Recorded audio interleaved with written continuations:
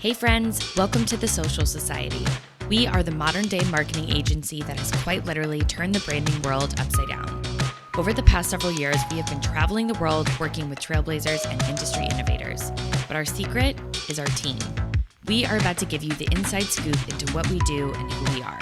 So get comfy, grab a drink of choice, and be ready for some mic drop moments.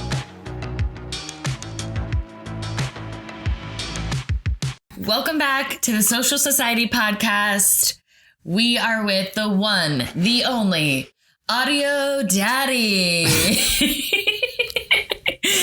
I blush every time y'all say that.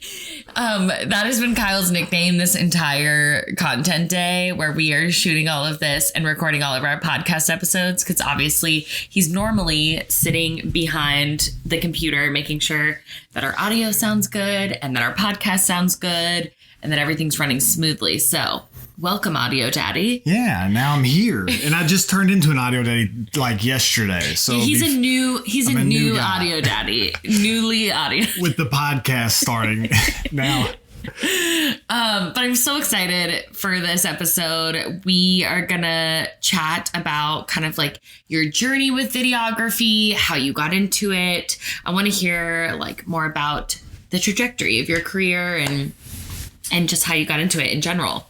Yeah, I think in an earlier episode, I mentioned that I've kind of always been an artist, grew up in art therapy and drawing and, ceramics, painting, everything. I just loved anything that was artistic or creative, but never really didn't know I could do that as a job or anything. So as like a little kid, I would say like I wanted to grow up and be an artist, but I didn't know what that meant. Yeah. It was just an idea. And then as I got older, I majored in art throughout like high school and then went to college for art. But I still didn't know what I wanted to do with art. I was kind of like a jack of all, but a master of none, or however they say that. I could do a lot of things, but couldn't do anything great until video. Video was kind of that first thing that when I picked it up, like everything made sense. I wanted to learn more. I wanted to get better. And so, yeah, that's a little bit about my journey, I guess. Yeah. So what was your first like video gig then? Like, how did you, once you realized, or I guess, how did you realize that video was it? If you were kind of always dabbling. Yeah, I went to, I got a job at a church, actually, to be their kind of person that was over creativity. And it was kind of like a really broad job because I made up the job.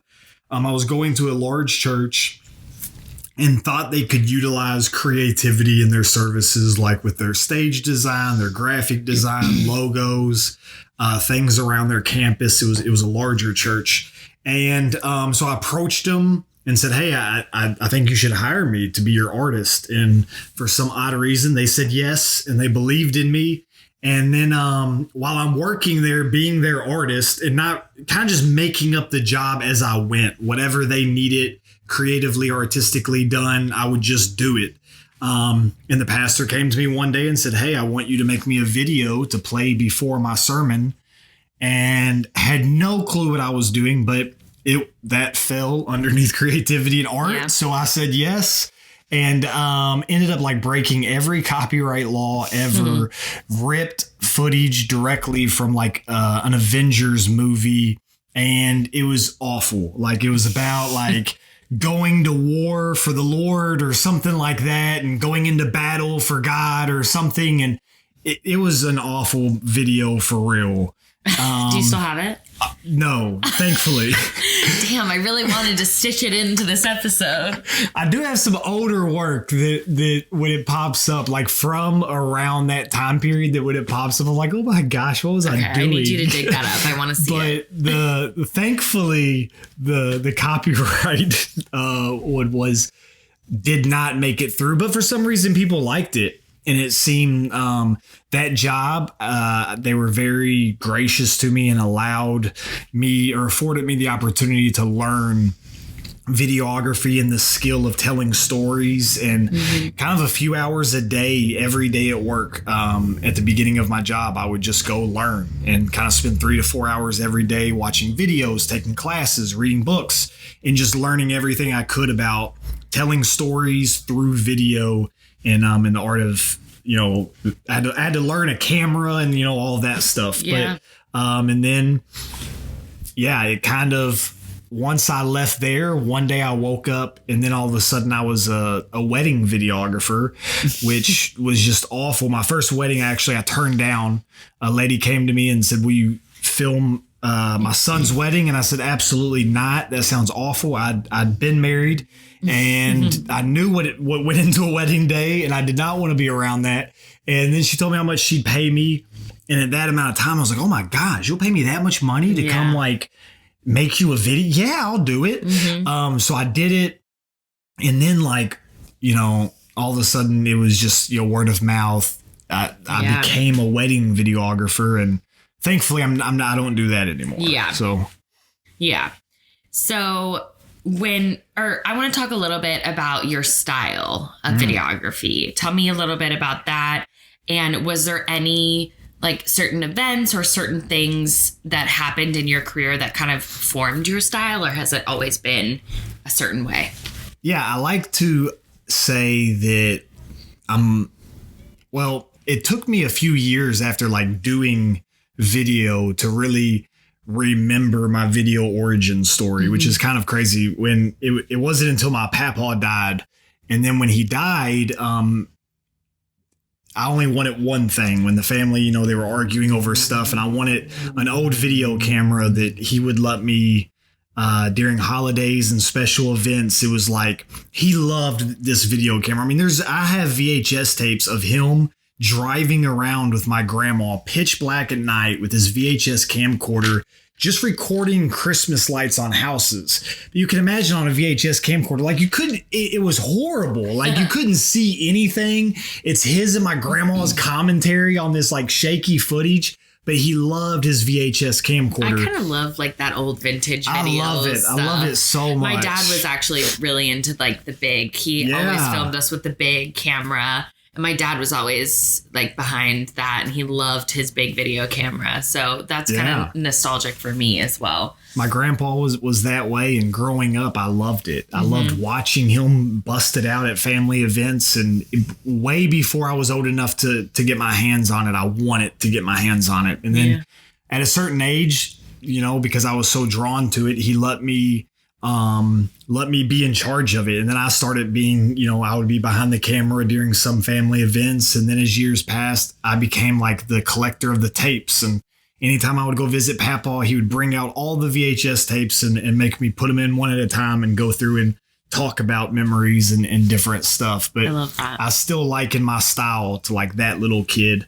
running around with a camcorder on his shoulder, just trying to capture a story. Yeah. I'm not a movie director or a commercial videographer. I don't want to do that type of stuff per se. I don't really I don't want to write a film or anything like that.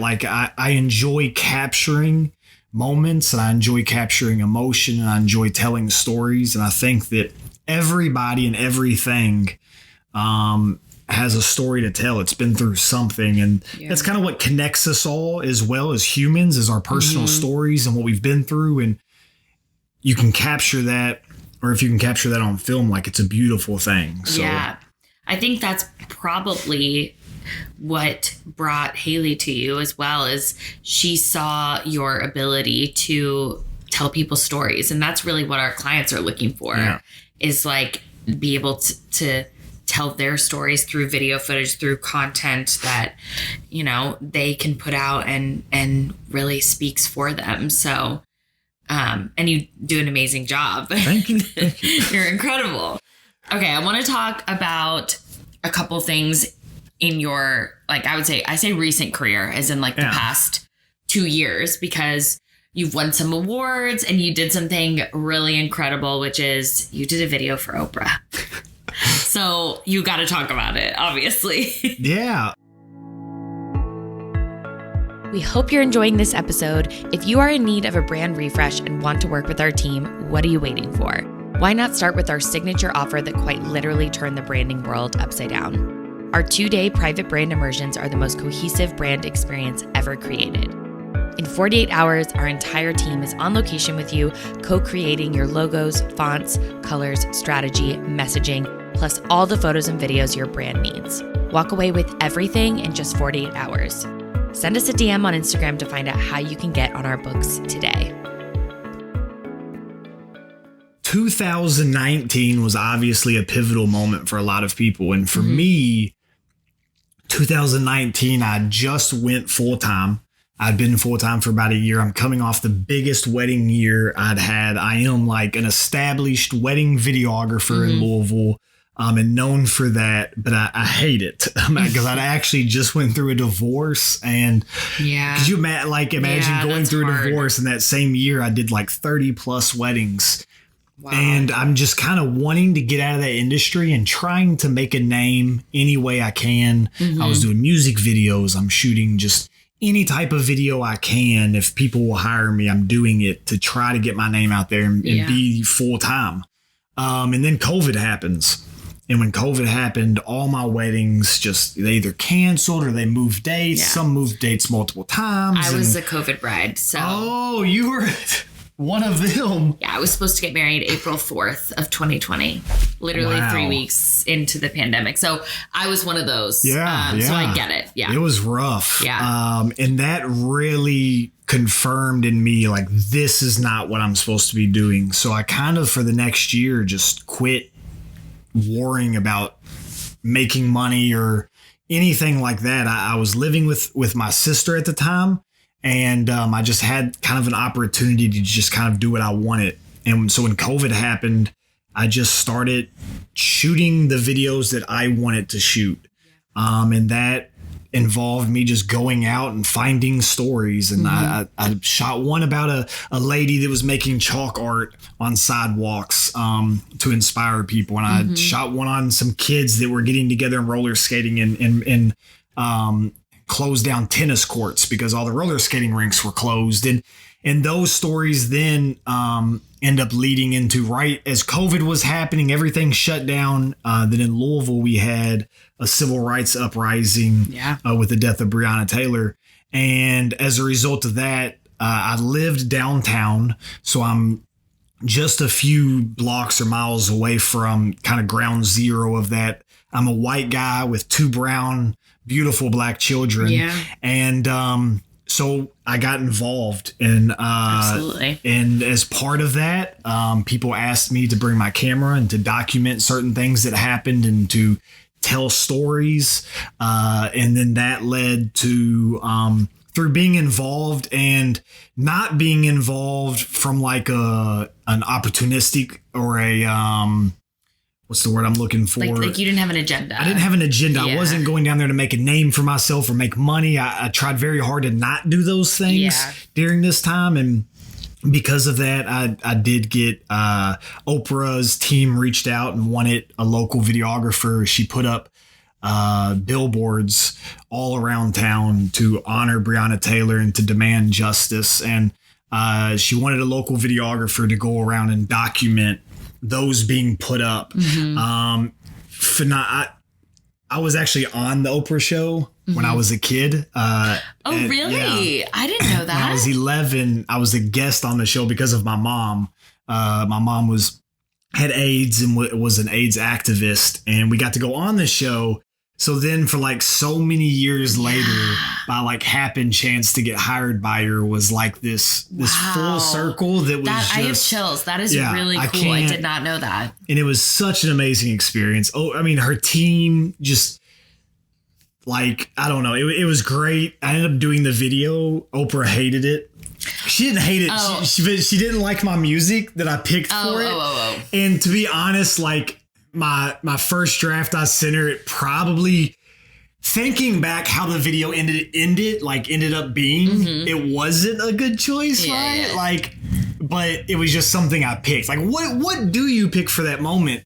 And Oprah had ideas and her team would write me back and I'm like, okay, yeah, that's like a great idea, but I can't execute it because she would like want these songs that I couldn't get access to and like different stuff. And then so it ended up coming back and she was like, okay, Oprah just wants to do a voiceover. And I'm like, well, yeah, like that'd be amazing. Yeah. So then she ended up doing a voiceover. Everything went perfect and it was what it needed to be.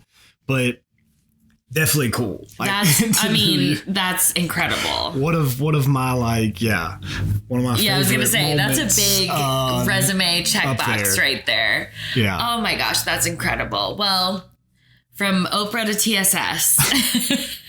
Oprah to TSS. Haley, me and Haley had done some work. I mentioned this in another podcast. And then she hit me up one day and was like, hey, I have these clients and I'm thinking about doing these immersion things. And I just want you to come tell their story. And it started as that. And then it's kind of grown into this like lead videographer role and running the podcast and different stuff. But started as just that, like, hey, she saw the work that I was doing and appreciated the way that I did it, the way that I told stories or the way that I captured footage. And the rest is history, I guess. Here we are. It's so fun to be, now that I've been on a couple like shoots with you, it's so fun to watch you work and it really is like watching a kid in a candy shop, honestly. Yeah, probably. I will. It's like sometimes you'll just like scurry away. There's no telling what I'm gonna climb or what. But he'll just like run back with like this really cool idea. Like he'll just like run back and be like, oh wait, I thought of this. And it's so fun to watch someone like in action inside of their passion. And it's contagious, right? Yeah. Like it makes everyone else on the team feel so like passionate about everything we're doing. So it's just such a joy to like work with you and an honor to work with you and to see it in action. And then also to be on the other side of things from my role as the business manager, to be able for you to hand over that final product and then me be able to be like, I'm so excited to give this to you, like to our clients and to deliver that. And like, really it's one of the best parts of my job as the business manager is to deliver your content to people because I get to see like the real-time reactions and to have people email us back and be like, oh my gosh, I'm freaking out. This is so good. It's so... Oh, thank you. It's amazing. Thank you. Awesome. Should we pull a card? Yes, definitely. All right. It is time. Whew, too much hot stuff. I'm going to pull from the middle. Okay. Share a decision you made that had a major effect on your life. Oh. For me, right off the gate I think about like going full time in video. I was kind of going through a rough patch in life. My divorce had just finalized. I lost a job. I'm living with my sister, renting a studio apartment, and kind of was really like fed up and done. I don't know, like, a lot of people use the word suicidal like very loosely, but I don't know if that's necessarily where I was at, but I was definitely fed up and just done. Yeah. And I was in my car. I'd been sitting out front of my sister's house. I'd probably been sitting out there for about an hour, just in my feelings, and I thought that I'd lost everything. And then I came to the realization sitting in the car that I had two things. I had a camera and I had my kids. And if I just took the next year and I focused just on those two things, what would life look like? Mm-hmm. And at the end of that year, if I needed to make another decision, I could make it. But what if I took a year and I just focused 100% of everything on those two things, which you'll often see me in the best dad hat. And that's kind of the reason that sparked that. I started wearing that hat every day as a reminder of myself to be the best dad I could be. And then if I was doing that and working on my business, then that would just kind of ripple out into the other aspects of my life. And so that moment in my car, it was definitely the most defining moment of my life. Just to be like, okay, I'm going to give it all, go all in and do this. And then Oprah. So, something worked. I don't know. Exactly. Between there and Oprah. I don't know. Yeah. That's amazing. I mean, I would say similarly too, like similar-esque. I lost my job during COVID. I was part of like mass layoffs as so many people experienced. And I had a great job. I I thought my world was ending. I was like, oh my gosh. Like, I was so upset, and I ended up kind of taking a second and looking at my skills. Like I was an executive assistant to a CEO for almost 6 years. Like, I have so many things I learned. Like, how can I take that and like literally make my own business out of it? And I did. I took that leap and had the confidence in myself, and that now I always look back at me losing my job and think it was the best thing that ever happened to me. Right. Same. It's like crazy that the universe, hands you exactly what you need. But and the field that I was in was not the field I was meant to be in, when the job that I lost. But because it was a dream job, like it was somebody else's dream job, I like thought that I had to be in that field. You know what I mean? Yeah, like, I have to do this. Like, this is what y'all had another episode, I think, where you talked about like people like that was a real job. Right. And so I needed to take it, and I would hate my life if I was still doing that, especially now. But now I say I have a more than dream job, because this is a job that I never could have dreamed of having as a kid. So I love that. Rock on. Yeah. Oh my gosh. Good job. Yeah. Thank you guys so much for tuning in. We will see you next time. If you enjoyed this episode, let's move this relationship to the next level. The friend zone, baby. Head to the show notes and click the link to join our close friends list, where you will gain access to knowing where we are, all our adventures, and exclusive pop-up offers at locations around the world. Plus, we hold nothing back on our close friend stories on IG. See you there.